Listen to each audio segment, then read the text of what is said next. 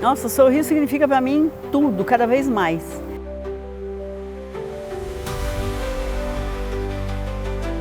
Sou natural de Gaurama, Rio Grande do Sul. É uma cidadezinha pequenininha perto de Erechim. Só um aninho e já viemos para Santa Catarina. Já trabalhava com agricultura e mudaram para Santa Catarina para comprar um pedaço de terra maior do que era lá, porque era tudo em família, mas continuaram na agricultura. Mudamos para o município de Xaxim, no oeste catarinense, numa vilazinha que chama Lajeado Grande, que hoje é município. Na época era bem pequenininha, porque eu passei a minha infância ali e eu sonhava que aquilo crescesse. Ai, mas será que isso não vai crescer? Mas eu saí de lá com 18 anos, ainda era pequenininha, só que hoje é um município que é uma gracinha, né? Eu estudei lá, eu fiz o primário lá e como não tinha sequência, não tinha o ginásio da época e eu gostava muito de estudar, a gente repetia o ano. Repetia não porque precisava, para ficar indo para a escola. Hoje em dia as pessoas não querem nem ir para a escola, eu vejo nessas. Mas nós gostava tanto que aí chegou o ginásio, do ginásio ali e depois fui para Xaxim para fazer... Só tinha opção de contabilidade e normal, que era para professora, não queria ser professora. Fiz o técnico em contabilidade e já entrei para o comércio. Daí eu morei em Xaxim até os 24, porque eu comemorei 25 na estrada, aqui debaixo de um pé de manga, ali na Várzea Grande. A mudança veio num caminhão altíssimo, que eram duas famílias, três, né, em cima de um caminhão. É a convite do Busata, que era dentista, bem famoso lá em Xaxim, e meu marido era bancário, chamou eles nas férias e vieram conhecer. Gostaram, aqui devia ter o que, se tivesse uns 5 mil habitantes, mas ficaram encantados com as terras, com a possibilidade de vender lá o que tinham e comprar terras aqui. E aí chegaram lá e falaram para as mulheres, vamos, e nós vamos embora para Mato Grosso. Eu tinha 24 anos, mas eu era uma menina. Hoje em dia, com 24 anos, a gente tem, mas na época, eu só pensava assim, lá eu construirei minha casa com escada. Você imagina 40 anos atrás, quando não se tinha a fórmula de corrigir as terras, né? Um dentista e um bancário, porque lá no sul eles até eram colonos antes de serem bancários e dentistas, mas lá a terra não exigia essa correção daqui. Então eles arrendaram uma terra, plantaram arroz na época, sei lá o que arroz foi. E no primeiro ano já não deu nada, nem um arroz. O Busato que tinha mais estrutura, que comprou trator e tal, daí o meu marido no primeiro ano já, que a gente tinha entrado com a menor parte, já perdeu tudo que tinha, que era a casa que a gente tinha lá, que enfiamos na lavoura, perdeu tudo que tinha e falou, olha, eu preciso procurar emprego, daí o Busato ficou sozinho e o meu marido já foi procurar um emprego que tinha uma cooperativa chamada Copacel, como ele tinha experiência em banco, ele foi trabalhar lá. Nenhum momento, nem eu e nem ele, nenhuma conversa a gente pensou em voltar. Porque não tinha para onde voltar, a gente tinha vendido a casa lá. E também tem toda aquela questão, muita gente dizia, vocês são loucos, vocês não podem fazer isso, vocês não podem ir embora. Então tem aquele orgulho todo de ir embora fazer o quê? Voltar para os empregos antigos, começar a pagar aluguel, era uma coisa que nenhum de nós dois cogitou. Porque muita gente na época vinha e desistia, a gente via muita gente indo embora. Muita mesmo. Eu tinha uma filha com 1 ano, sem luz, que a minha mãe me questionava na época. Lá vocês não têm hospital, vocês não conhecem ninguém, vocês não têm nem como sair. Mas eu sempre falo assim que Deus criou o ser humano tão perfeito que quando a gente é jovem, a gente não tem muito bom senso e não tem medo e tem essa ousadia que é própria para desbravar o mundo, porque senão a gente ficaria sempre no mesmo lugar.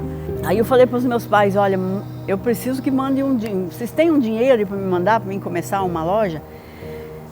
Para mim ir para São Paulo e olha só o que é família. Eles venderam, o sítio já era pequeno, eles venderam um pedaço do sítio para uma tia minha, continuaram plantando nesse pedaço de terra porque era dessa tia, ainda bem, né?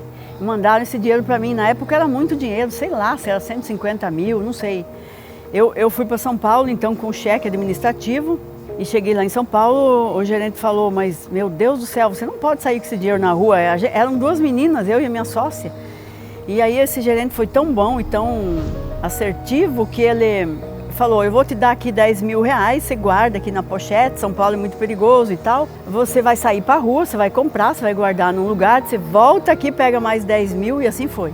E aí eu continuei com essa loja por 12 anos, depois a loja decaiu. Decaiu por quê? Porque eu gosto de falar assim que eu tinha umas crenças limitantes em relação ao comércio. Porque eu vi muitas falências na minha família de comércio, né? O meu pai mesmo, ele foi avalista de uma cooperativa, essa cooperativa faliu e a gente sofreu muito, ficou anos pagando aquela dívida. Então eu tinha umas crenças na minha cabeça que eu precisei vencer, né? No decorrer dos anos para a coisa evoluir.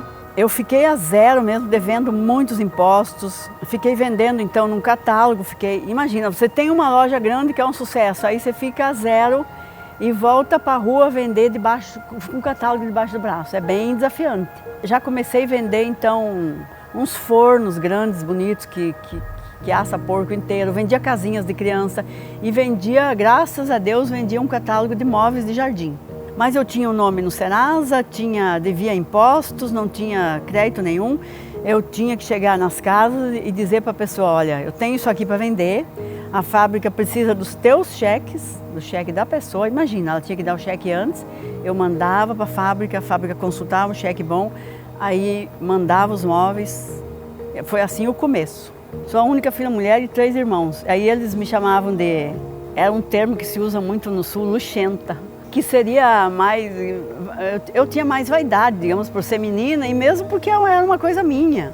Muito caprichosa, gostava muito de decoração desde aquela época, já fazia eles varrerem todo aquele pátio e não tinha muitas condições, mas daí a gente pintava as pedras de branco, fazia caminhos, né? Tudo tem um jeito, né? Quando a gente quer melhorar o ambiente que a gente está. E eu continuo com isso hoje na loja. Você vai às vezes numa casa, decorar uma casa e aquele móvel só precisa às vezes de uma pintura, se a pessoa não quer gastar muito, você vende uma coisa nova, mas eu ainda continuo com esse espírito de arrumar o que a pessoa gosta, sabe?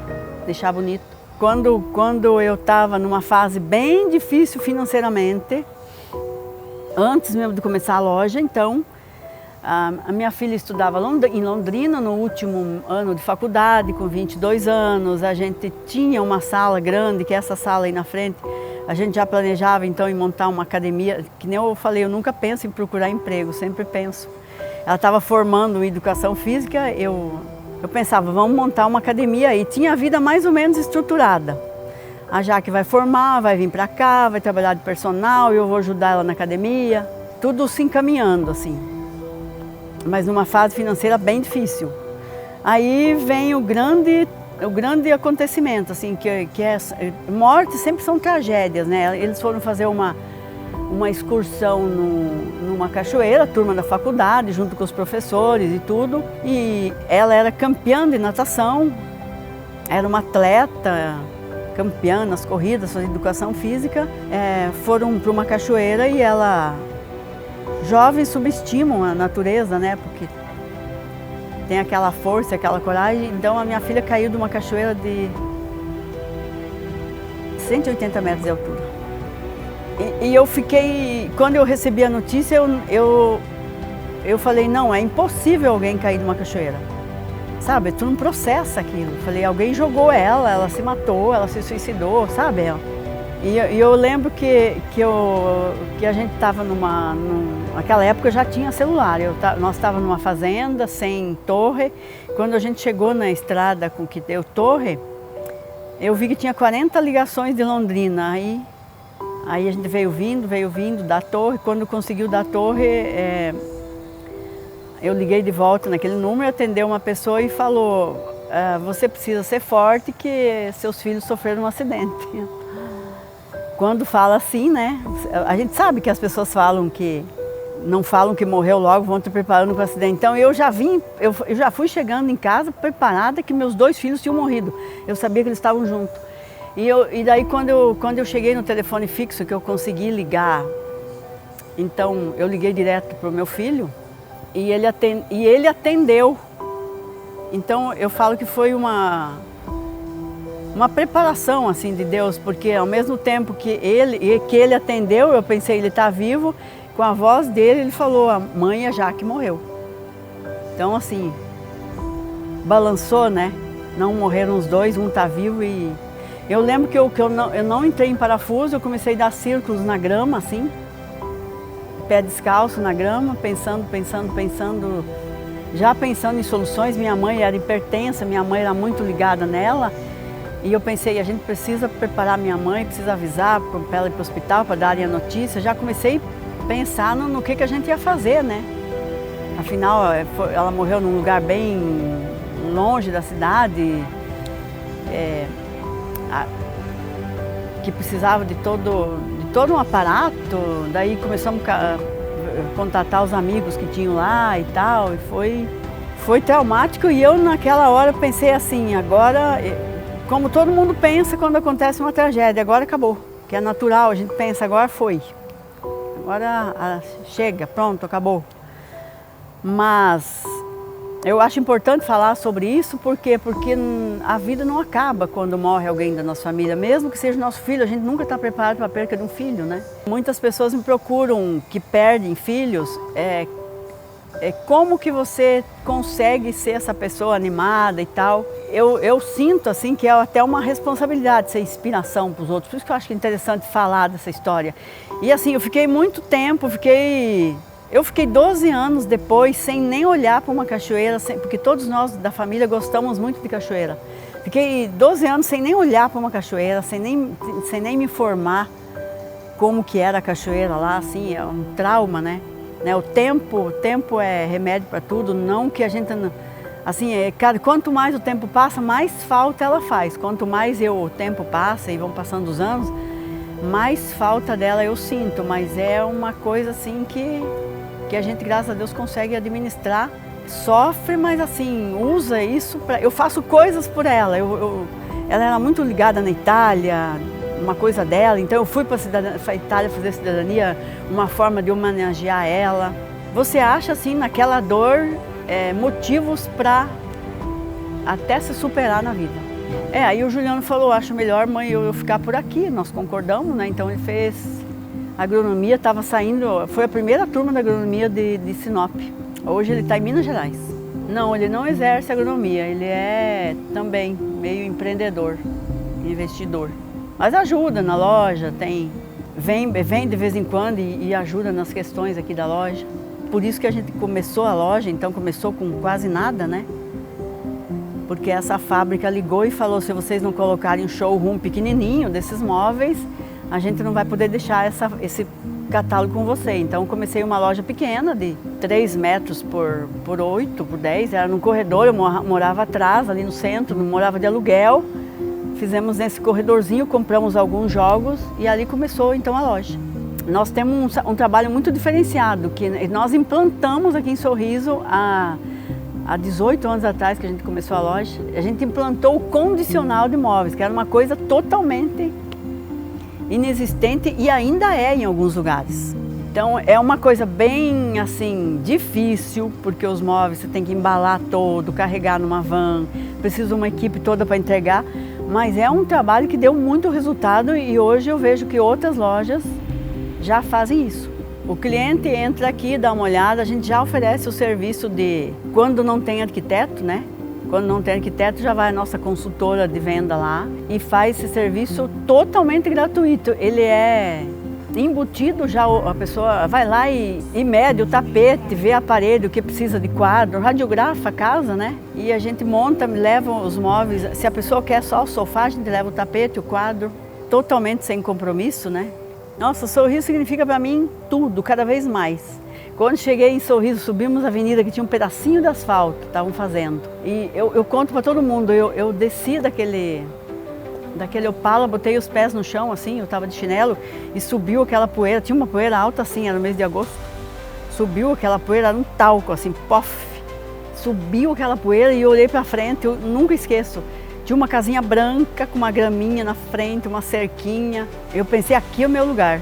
Eu tive certeza que aqui, por isso que eu nunca, nem um minuto, nem uma conversa, eu falei, vamos embora. E aí você vê a cidade evoluir, chegar a esse ponto que é hoje, a capital do agronegócio, com tudo, hoje tem tudo aqui.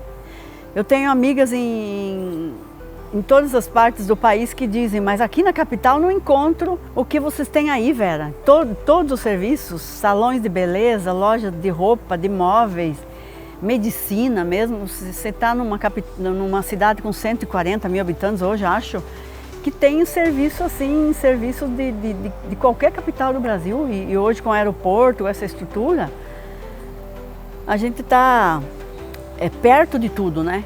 Então, o sorriso para mim é tudo.